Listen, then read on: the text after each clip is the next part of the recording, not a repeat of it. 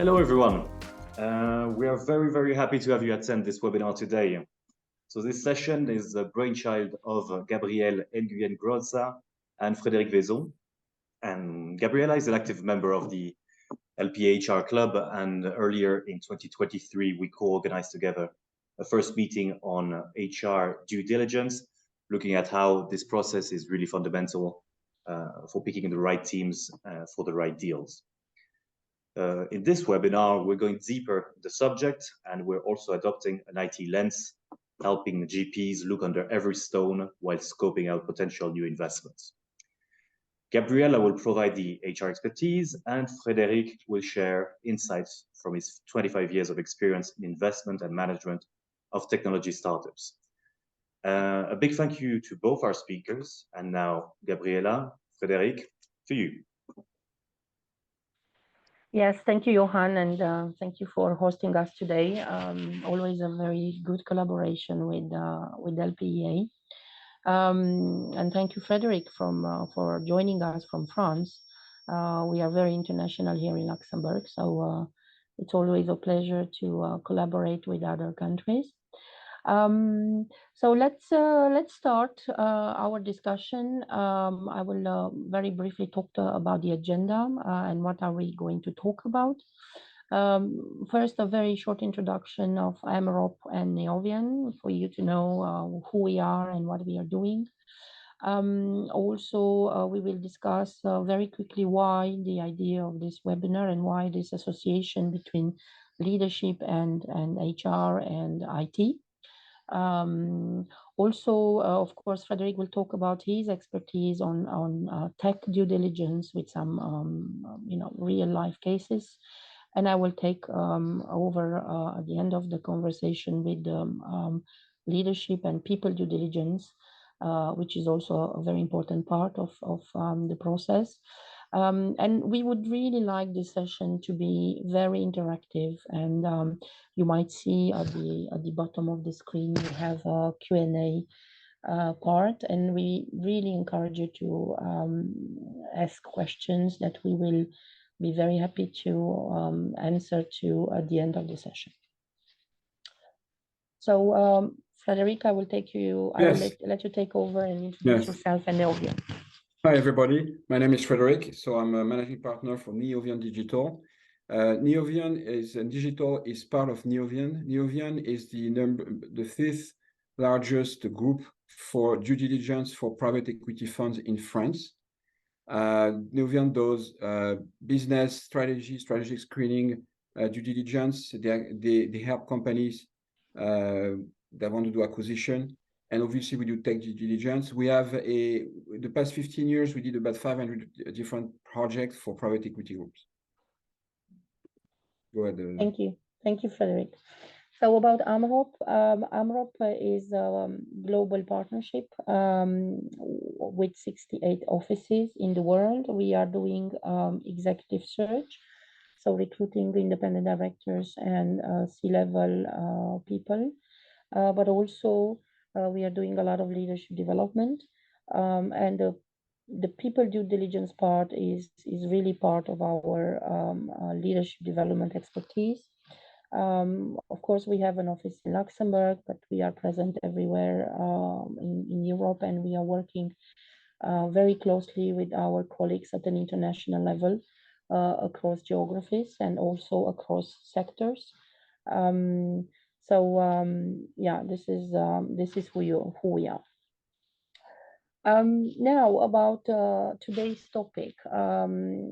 You might be surprised why we want to talk about tech and about leadership and HR in the same context. It's simply because we believe that tech and leadership due diligence are really extremely important for a private equity fund, and they are often forgotten when doing the due diligence. So a lot of investors are, of course, doing the financial part, the market part in due diligence, but of course, from a risk perspective, IT and leadership are really extremely in the operational framework of a company. So this is why we associated together to really emphasize the importance of this due diligence process. And we will, of course, during the discussion today, show you why this is so important. And it's not only from a risks perspective before the investment, but it's also from an execution perspective. They are leadership, the way people lead the company, and the IT part are also very important in terms of efficiency and in terms of the performance of a company. And if you think about it, you can have the best leaders in the world.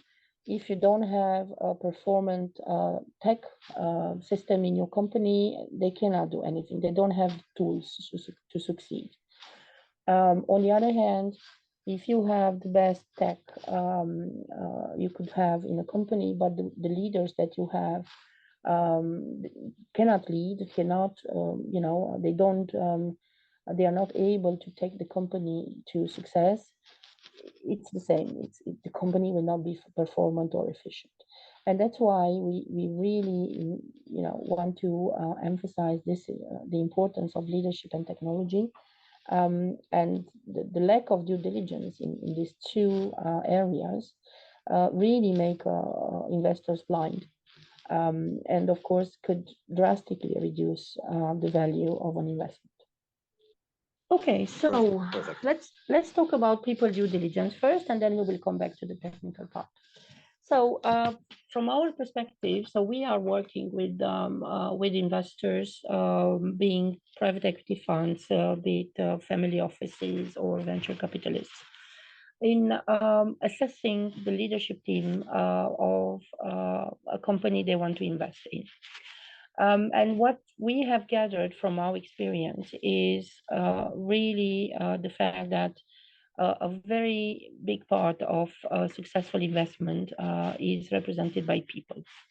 And we realize that a lot of investors, they really ignore, underestimate, or even postpone dealing with people.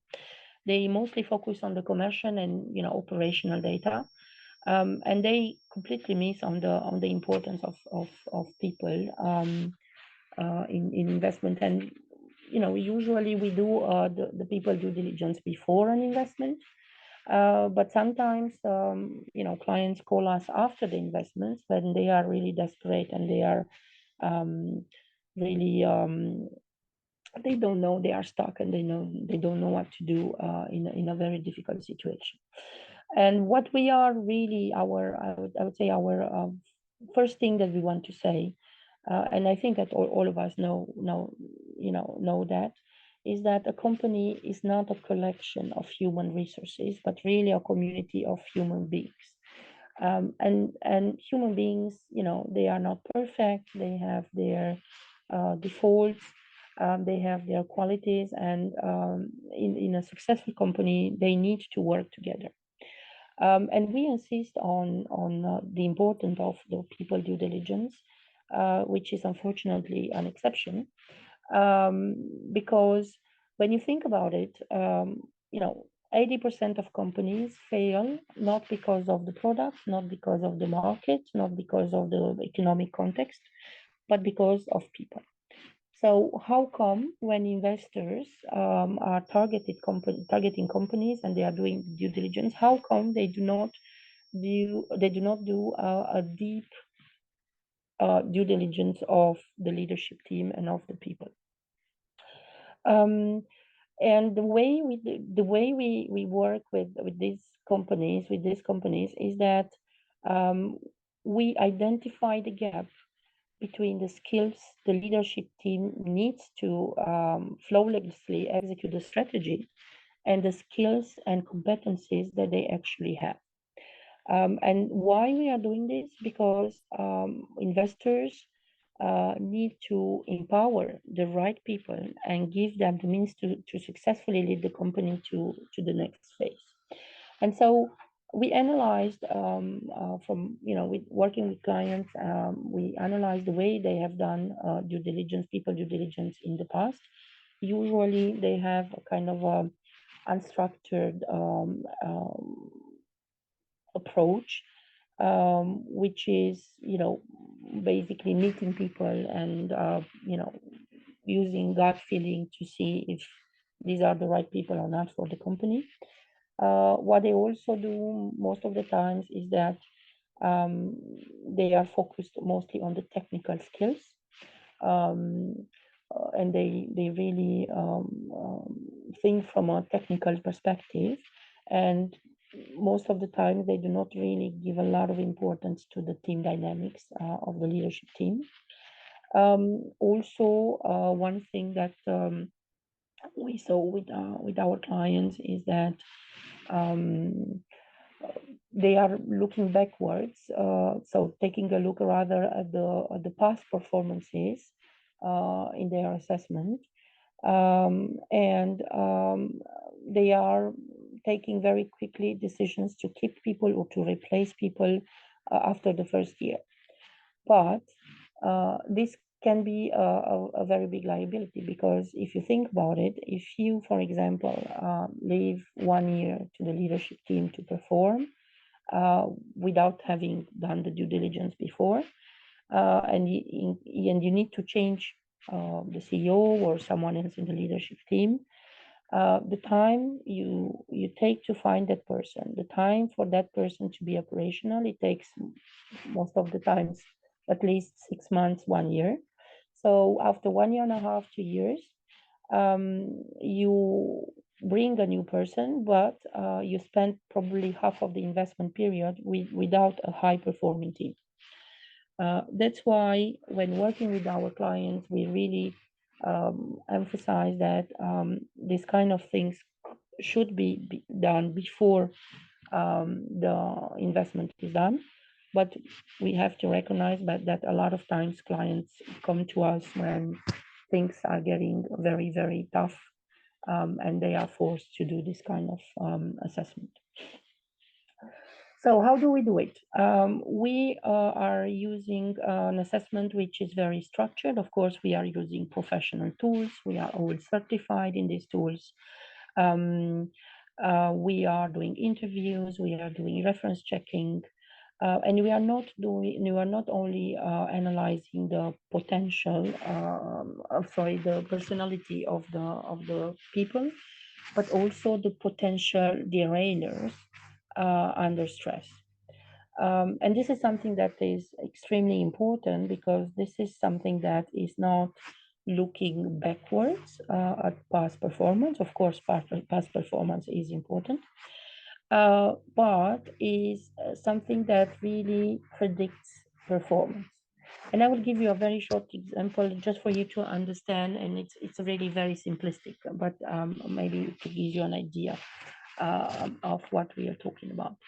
So, for example, if we have, I don't know, we are assessing someone who is head of risk, for example, in a financial company, and we see that his or her risk appetence is 80%. It's clearly a very, very, very red flag, because head of risk with 80% of risk appetence is absolutely catastrophic. So in that case, the risk appetence in this kind of job is absolutely a red flag. But if you are assessing, I don't know, a head of sales or a CEO with the 80%, a CEO of a startup, for example, with the 80% appetence for risk, then it's not a derailer. This risk appetence is not a derailer, but is on the contrary, a very positive trait that predicts performance. And of course, the idea is that if we find out that some people cannot be developed, we talk to the client and we tell them that they need to be changed. And I was talking about the tool. It's not only online tools, but it's also, of course, face-to-face interviews. And what we are looking for are not only individual assessments, but really The idea is to clarify the roles of the team members, and the mixture of roles in the team. We also assess the team culture and their strengths as a team. We highlight the potential blind spots or derailers, exactly like I've mentioned in this example. And of course, at the end of the due diligence, we provide insights and recommendations for the investor.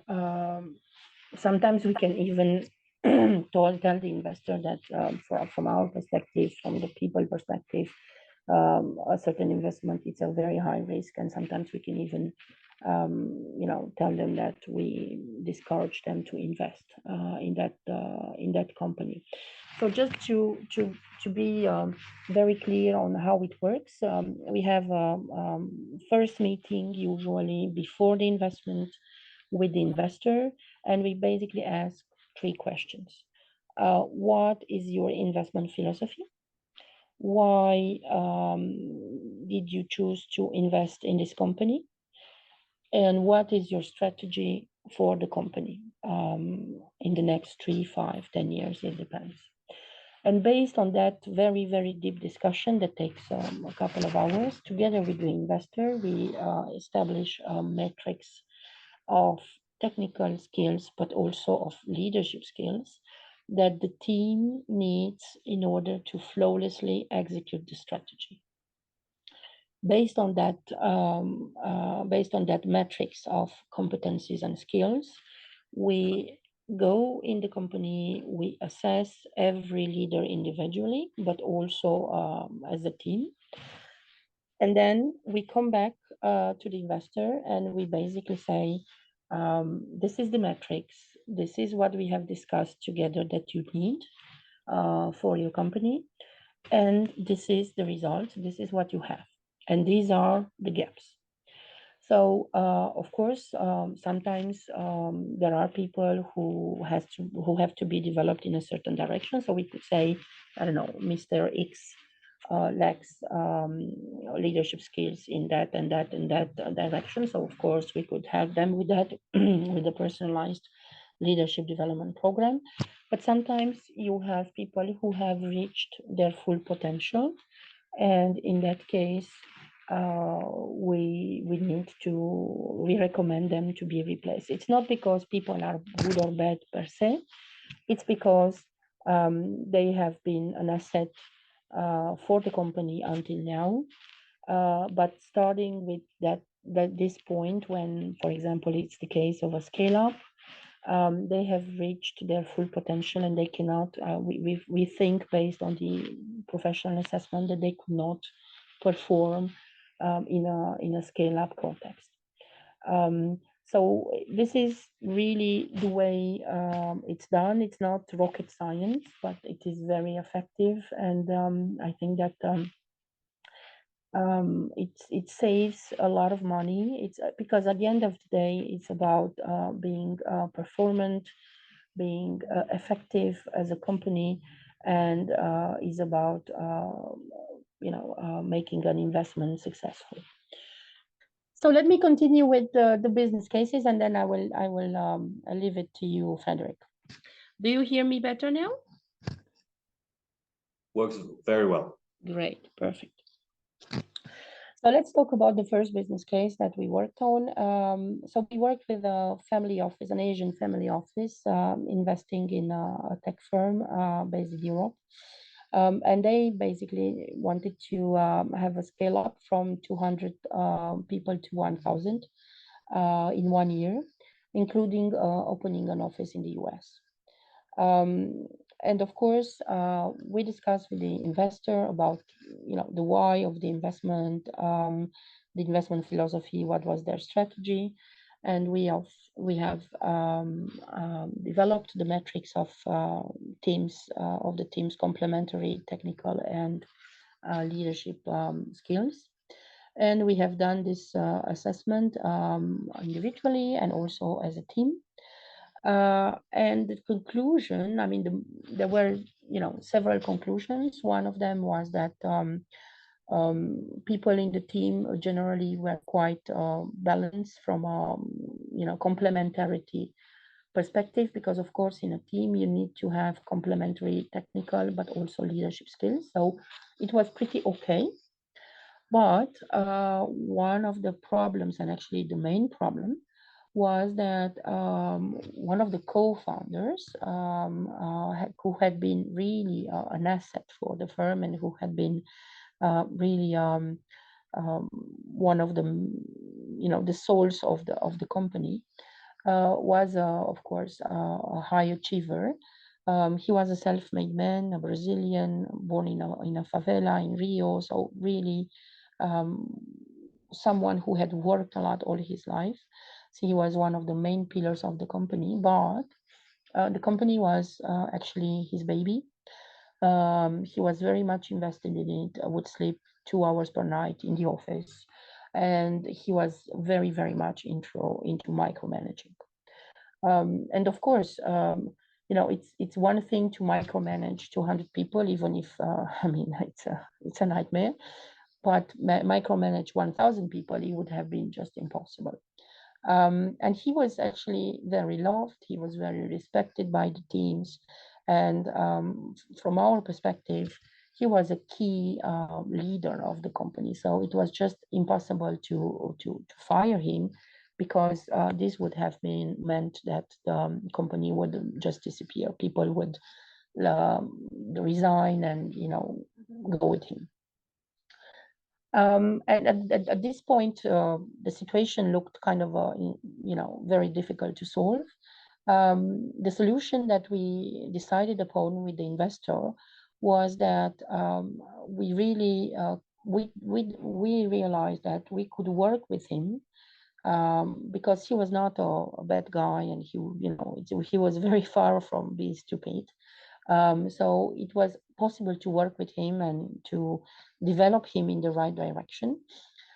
So we have proposed to the investor to keep him on board, but to explain the necessity of changing his style of leadership. And so we have decided together to create a leadership development program tailor-made for him, with very clear KPIs for 1 year. And the deal was that if he did not achieve the level of leadership that was needed in 1 year, he would agree to leave the company.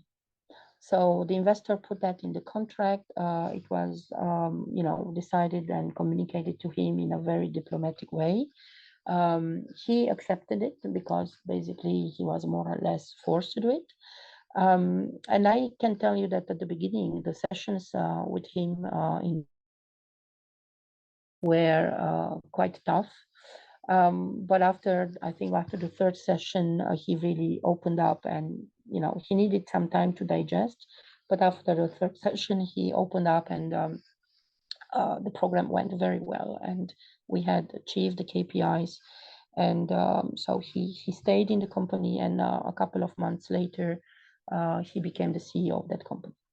So from this perspective, I think that it's really a very successful story, because the investor and ourselves believe that that company would have been completely finished without this person. So yeah, it was really an interesting case. Another case that I want to mention very quickly, it was venture capital fund. Actually, our colleagues in Sweden worked since 2018 with a very early stage fund in the Nordics. And they have been there ever since the beginning of the fund.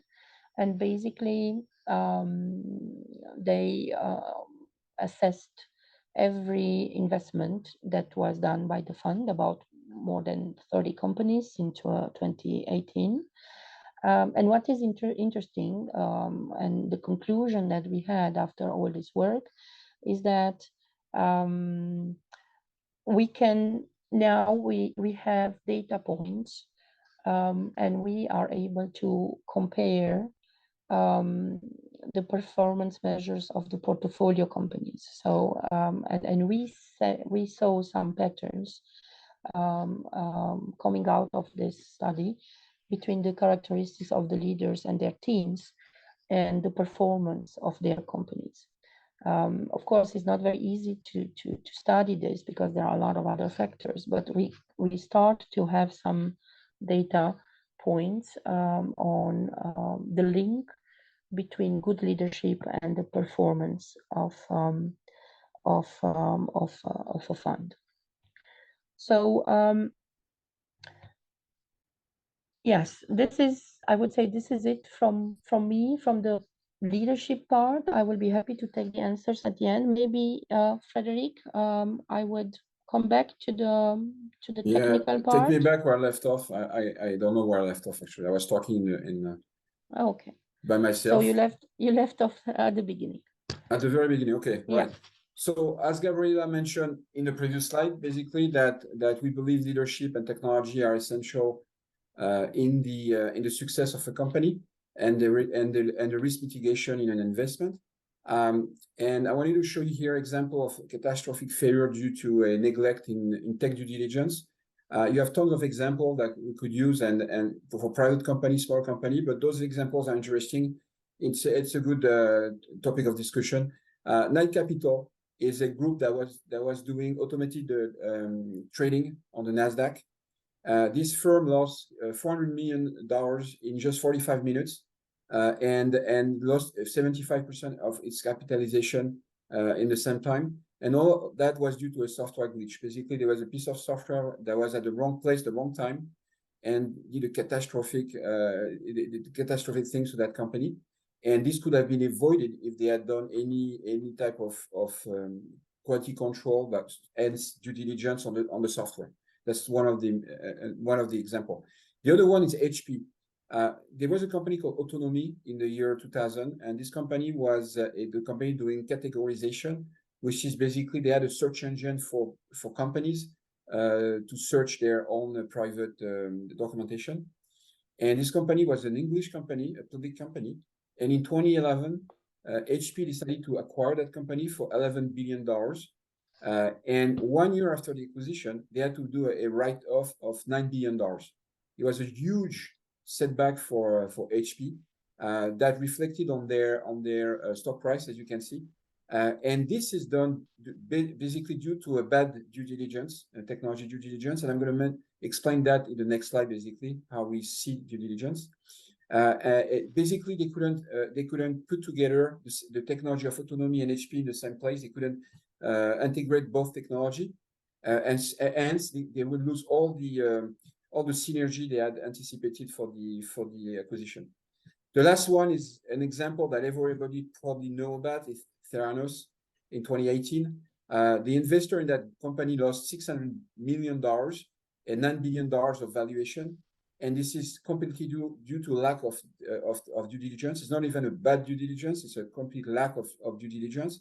Every new investor trying to relying on the due diligence of the current investors and the management and the clients, and you know the story. It was a complete catastrophe.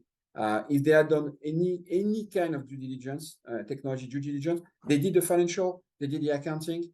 They didn't do the tech due diligence. If they had done any kind of due diligence, this would not have happened. If I go to the next slide, now I'm talking about due diligence, technology due diligence, and what's important in the technology due diligence. So on the next slide, you will see there is actually a way to do. Today is a bad day for technology, man. Like not only I get stuck out. Okay, that's great. So you have to be careful also how the due diligence is done. There's two risks in the technology due diligence. The first one is what I call opinions. Basically, if you take any tech guy, and I am a tech guy, so no offense. If you take any tech guys, you bring him into a company and say, okay, tell me what you think about the technology. He's going to love it, and he's going to tell you what he likes, he doesn't like, he's going to give you his opinion. But that's not what you want in this case. What you want is a fact-based analysis of the technology, not simply an opinion on the technology. And the other pitfall of technology due diligence is that you don't want to lose sight of the end game. What I mean by that is that as an investor, you don't care about technology. That's not your subject. You really don't care. The only thing you care about is your business plan, is the capacity of return of your investment. And that has to have an impact on all due diligence you do, basically, even the people due diligence. The question is not so much is it a good technology or bad technology. The question is that what's gonna be the impact of that technology on the business plan and my capacity to do my return.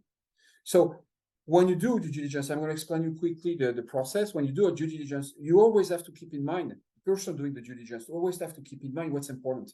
And what's important is not the technology. So the way we go at it is that you start at the bottom with raw data coming from the company. So this is the facts of the company. You have data on technology, on intellectual property. This data needs to be structured. In order to be assessed, it needs to be structured. So that's why sometimes we use partners that have a software scan technology that can do an exhaustive audit of the software, for example. But it can be other technology too. It can be a medical device or things like that. So basically, you structure the data. And once you structure the data, you have an expert, like, for example, Neovian Digital, an expert that will do the analysis or the audit of the technology, depending on the depth of what you want to do. And what's the important point here, and I'm going back to that point, is that when you do this analysis or this audit, you have to keep in mind the business plan. You're going to say, okay, when I'm looking at this, what's the impact on the business plan? Not so much is it a good, bad technology. What's the impact on the business plan? What's the impediment on the business plan for that technology? Once you do the expertise and the analysis, the audit, then you get to the next stage, which is basically the strategy with the management. And you can impact the business plan, you can confirm the business plan, you can impact the business plan, you can improve the business plan, you can understand the risk of the business plan better, and therefore make a better investment. I'm going to go to the next one. I'm going to give you a case.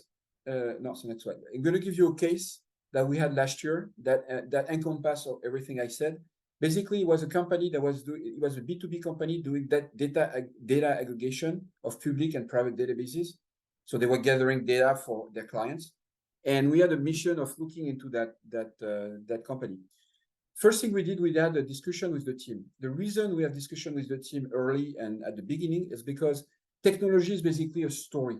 You have a story that explains the technology. And it's important to understand the story, because once you understand the story of the technology, you can project the future of that story, basically. And that's the future of the technology. So we had this discussion with the team, and the team mentioned something that we thought was odd a little bit. They said that a consulting firm work on the technology, work on the IP of the company. So when we saw that, the question came to us to say, okay, but the fact that this consulting team is not part of the deal, does that have an impact on the ownership of technology, on the capacity of the company to maintain and develop their technology? So what we did was to look into, so that's the factual, the facts, basically. We look into the software, and we look also at the business plan. And basically, this company was a company that was doing most of its revenue from a web-based application, so people going on the internet. And they wanted to develop the mobile access to that to their services. So the mobile aspect was the main growth revenue from the business plan. And when we look at that, so we put a specific emphasis on the mobile module, the mobile software. And what we figure out is that it was developed certain time ago, and it was a demonstration basically at the time. It was put into production. So that was the first point. That was a problem, because it was not done as a production piece initially, but a demo. Second thing is that it was developed by somebody that used a language, a software language, that was not part of the ecosystem of the company. So it felt to us odd that the goal was to develop the mobile access, and then the technology was basically a subpart technology done with technology that was not even handled very well by the current company. So what we did at this point is that we look at the roadmap to understand what they were their intention on that module. And we realized that their intention was to develop an in-house expertise on that specific language to be able to maintain the product. So what that led to, understanding the business plan, understanding the roadmap, looking at the technology, with the businessman in mind. We had a discussion between the investor and the company, and around that thing. And what basically was this problem with the module was that it's a technical debt. Technical debt, I'm going to talk about that next slide, but basically it's a technical debt. And the question was that should we, I'm not done yet. Sorry. So basically the question was that the technical debt has to be addressed. So should it be addressed right now at the outset of the investment, or should we wait and maybe the next investor will take care of that debt? That was the other thing. Just a quick thing. We also sometimes identify value, not only risk, but also value. In that case, we figure out that there was a piece of software they had that was creating a strong barrier to entry to this company. And this technology was not part of the initial discussion, was not even part of the investment memorandum. So sometimes we find nuggets of value that was not initially seen that can create more value for the potential investor. I'm going to go to the next one now. So due diligence, as I said, help you reduce risk and see the capacity of the company to execute. But also, see if you don't do a due diligence in technology, sometimes there are things you don't see because it's part of what I call hidden secret of company technology. So there are certain aspects that are complicated to really unearth if you don't really look for it. You don't see it if you don't look for it. The first one is technical debt. I mentioned that. Like a financial debt, the technology has a life cycle, has a certain property, which makes it that at one point you need to invest in that technology, but not invest in the course of a normal development, but invest because things change, basically. And if you don't address that, sometimes you few years after an investment, you realize you have to invest in something because the technology became obsolete or the technology wasn't properly updated at the beginning, and then now it needs to do a little bit more work. So this technical debt is one of the key aspects that our clients keep asking for. And they say, we want to understand what is the cost of continuing with that technology. That's not part of the normal development of the company. So that's the technical debt. That can be only assessed if you really do I would say due diligence or an analysis of the technical asset of the company. The second one is data gravity. Data gravity is the concept of when you have a large volume of data, it can be, or depending on the structure, it can be a problem. We use right now with cloud technology of having mobility in the data. It's easy, the mobility, the data goes on one side, the other. It's easy to move from one side to the other. The reality is that in some cases, and HP was an example of that cases, the data mobility can be an impediment to the potential of rationalization or integration of the technology, for example, during the merger and acquisition. And only if you look for it, you will see it. It's not obvious. You have really to look for it. The third one, which I think is the most interesting, is called what we call shadow IT. And shadow IT is the fact that in companies, you typically have technology, or sometimes you have technology that are not didn't get formal approval, and basically they're not supposed to be there. And even management sometimes doesn't know it's there. It's part of the story I was mentioning, is that sometimes these things happen that you have this type of technology. I can give you an example, 2 examples. The first one is in the year 2000. When you were talking, I used to be a VC at the time. I was doing investment for the development of the internet.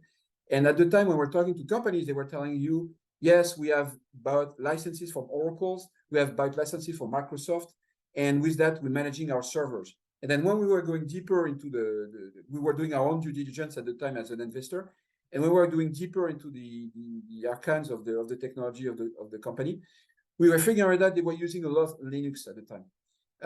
Linux was kind of an open source. Technicians loved Linux because it was closer to their philosophy on the use of servers, and there was tons of Linux into company, and management didn't know about it, basically. The other example that's really current right now, and we just finished a mandate recently about that, is that you have a lot of unsupervised AI artificial intelligence tools in companies. Basically, employees are starting to use AI tools that are freely available. The problem in that case is that usually, let's be clear, there's a huge value using AI right now. I mean, we have tons of clients that are using that to boost their capacity, to boost their value. So there's really something to be done now, but I don't have the time to expand on that, but there's something. But the problem is that if you have people that are using those tools without understanding or consideration for security IP, or even understanding the limitation of the AI in their day-to-day work, you can have problems. I have examples, I don't have the time, but I have examples of company that had some problem, more or less major, because of this type of thing. So basically, technology due diligence not only help you mitigate the risk, understand the capacity of execution. If it's done properly, it's focused with the business plan, so you will know basically how much you can execute that business plan.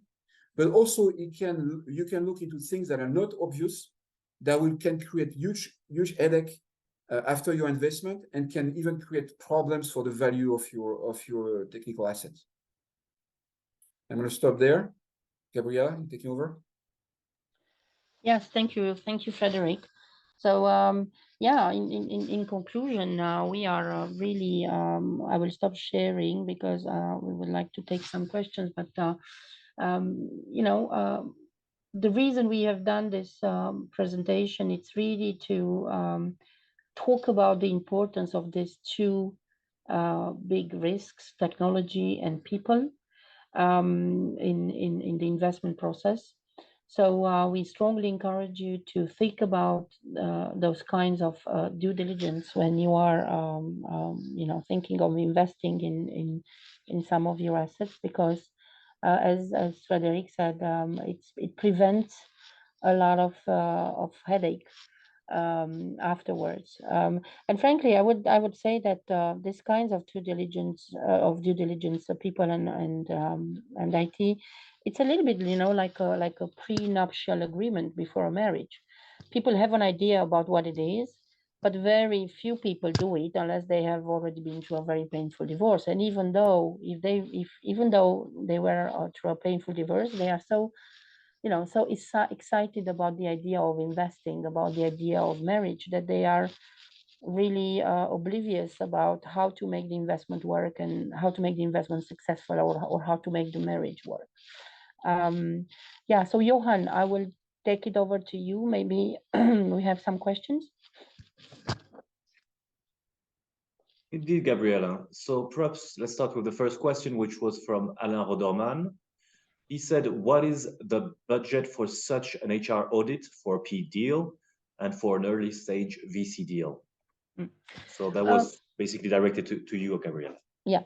So of course the budget depends on the context.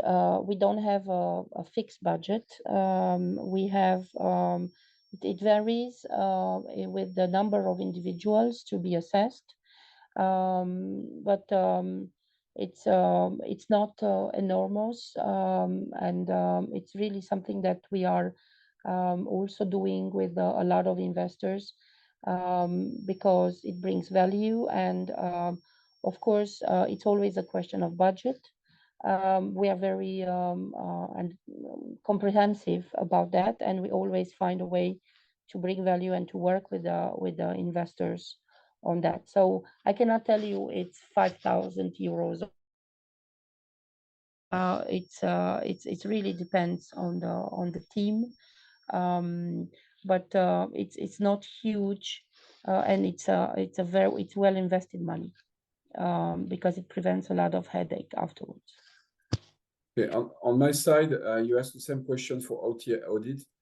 Actually, you can go as thorough and deep as you want in this type of business. So it depends on the environment. For VC, I know VCTs are smaller, and therefore you have less budget in order for this type of services. What we do usually is that we have a certain level of depending on the on what you want to achieve there. We can talk about that. We can look into what really you want to achieve. We have a budget that corresponds basically to the deal. With certain VC, just to let you know, certain VC that have a certain number of deals per year, we have agreement. So therefore, we're able to lower a little bit the budget in order for us to bring services and due diligence for every single deal they have. So usually the budget is not so much the issue, as long as we understand the implication of not doing not doing a due diligence or not really looking into that. But the budget usually is not the main issue. Yeah, the same for us. We have, as you have seen in the example that I gave with the VC fund, we have agreements with some funds, and we are really assessing every investment that they do, and we are also thinking about this not from a transactional perspective, but really from the perspective of a long-term relationship with the client. Because of course, when you are doing this kind of assessments, you need some time to change people, to replace people, and we are also, of course, working with the clients to help them find the right persons for their team. So it's not only a transactional one-shot relationship; it's a very long-term relationship based on trust on both sides. So it's really something that we develop with certain clients over the years. Okay. On the other question from William, the advantage of using specialized due diligence group rather external consultant digital company. This is a really interesting question. We do have that all the time. People basically saying, well, I know a guy in another company, maybe another investee that can look into the technology. That's true. You can have somebody, the technologist, linking into that, or even a what we call a consulting company that has some people not working, and then therefore it's cheaper. The problem is what I mentioned, is that you have to have a focus. It's a business. It's a business. You have to have a focus on what you're looking for.